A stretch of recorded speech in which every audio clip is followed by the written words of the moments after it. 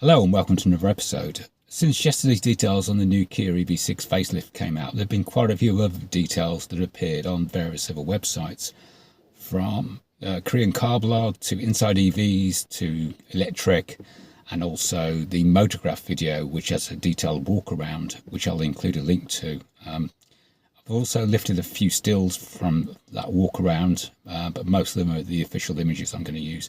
These are details I've noticed extra and I found extra. So all this is based on the Korean specs, which is slated for launch during June. So that's something I didn't have yesterday.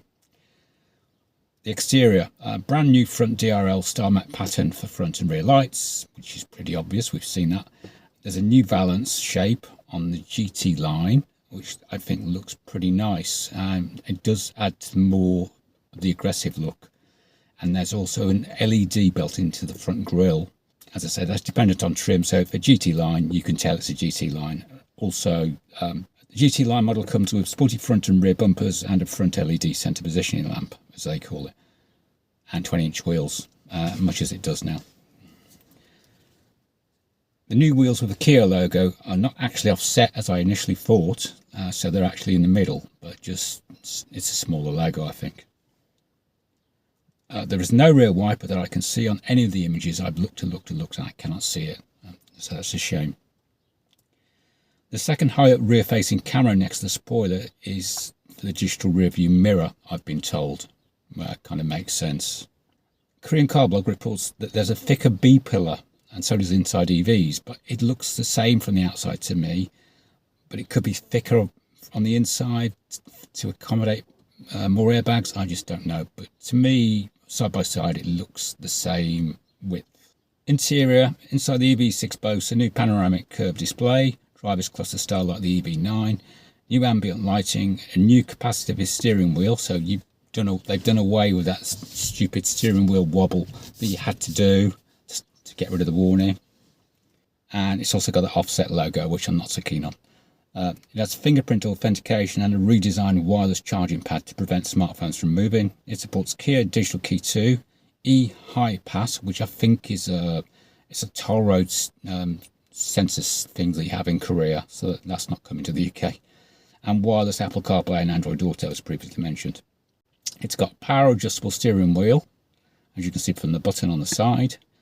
A digital rear view mirror, as has been shown in the Motograph video and the image on screen. New EV9 style driver's cluster and graphics, which I've gotten used to, but I always liked the EV6's and the Ioniq 5's individual look. It has new seat buttons so that the driver can adjust passenger seats, like the EV9 has.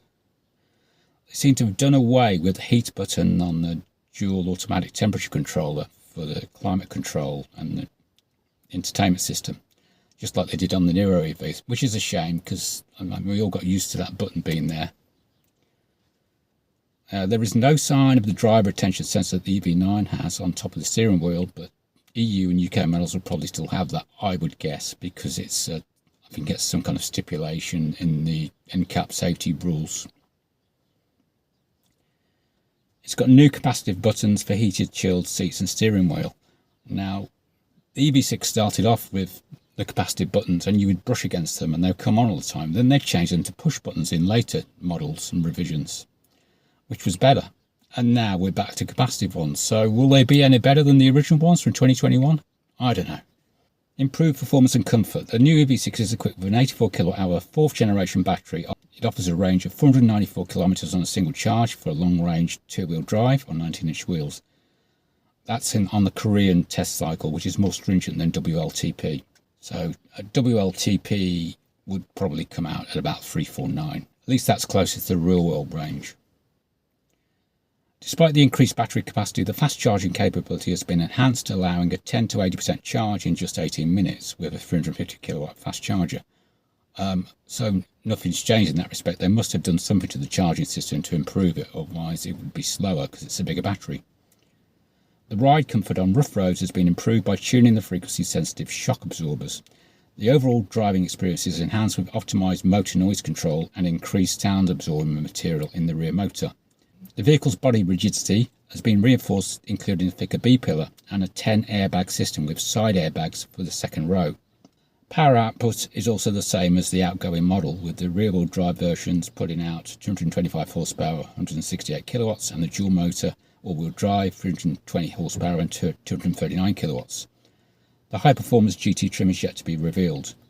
The facelifted EV6 supports a range of advanced features, such as, I included these in the previous video on screen very late on: lane keeping assist 2, remote parking assist 2, electric tilt and telescopic steering wheel, photo catalyst sterilization system for the air conditioner, that will probably just be Korean, I wonder if you'll see that, 12-inch head-up display, digital centre mirror, built-in cam 2, which the Koreans always get and we never get, so I wish we would get it, but you just never know, do you?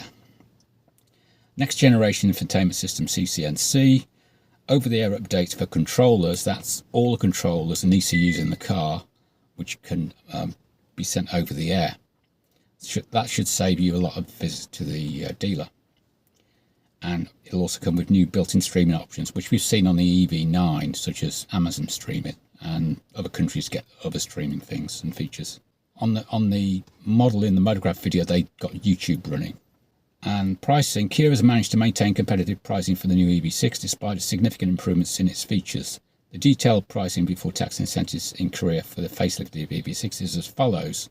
The long range light is, well, I'll do the equivalent, $40,600 US. The Air is $42,689 US. The Earth is a $45,827 US, and the GT line is $46,228 US. And that's all the details I've been able to find over the last 24 hours. I wish I had them all in the first video, but I've got to get the video out. So that's all for now. Thanks for watching.